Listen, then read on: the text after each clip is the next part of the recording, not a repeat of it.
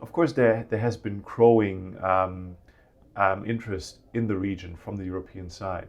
But what's interesting is really that Europeans have also stepped up their military presence in the region. But this has been, a very hotly debated issue because many in Europe don't really understand why Europeans would venture out so far into a different region while we have so many security issues here much closer to home. So many have thought about this naval engagement as being purely symbolic.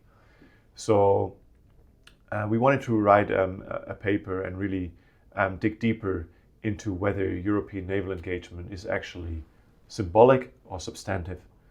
And so we compared three different European countries, France, the UK, and Germany, and how they have approached this issue. And we also compared their behavior across different sub-regions within the vast Indo-Pacific.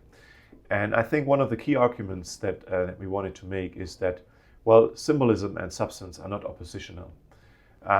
Many naval tasks that these countries are engaged in actually have both symbolic and substantive elements attached to them. And the question then is, in how far is this partly symbolic, partly substantive engagement relevant? In how far does it make any sense? And here we say that it really depends on where these European countries actually pursue their interests within the Indo-Pacific and what they actually do.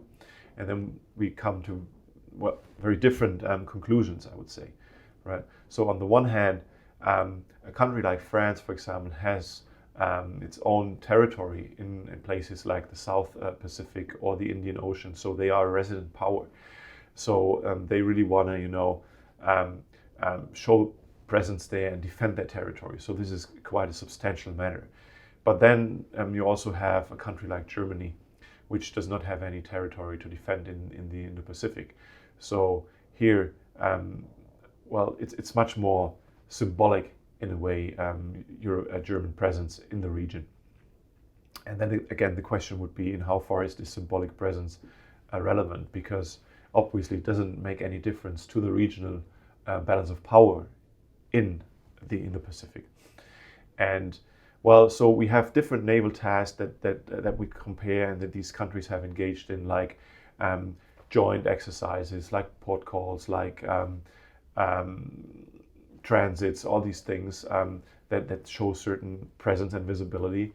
But we see on the one hand they can have positive effects, substantial positive effects. For example, as relates to things like interoperability. But then they can also be risky in a way. One of the reasons being that, of course, as European countries, through their naval diplomacy send out certain messages, while these messages might not be received by the regional countries as they were intended by the European countries. So there's always a fear or a risk of misperception and of miscalculations, right? So, for example, what could happen is that while European countries are increasingly engaged in transiting the South China Sea in order to what they think would be a stabilization of the so-called rules-based international order, might actually be perceived as some sort of outsiders intruding into the region and actually creating some sort of instability and militarization, right? So various actors would perceive this very differently.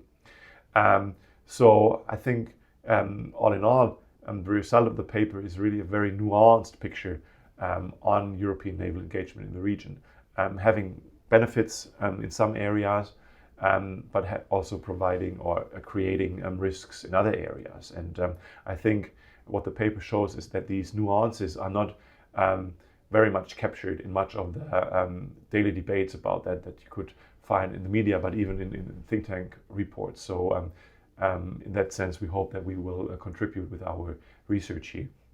And finally, I think there's also a link to the bigger theme of the conference here, because naval engagements, of course, or let me put it differently,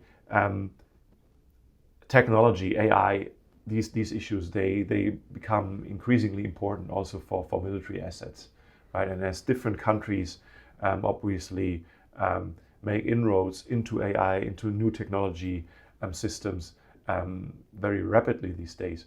And we can see that these naval engagements may also be important to, for example, really enhance interoperability between these new systems, which can of course be a huge factor if push comes to shove and we really see a hot conflict breaking out in the region.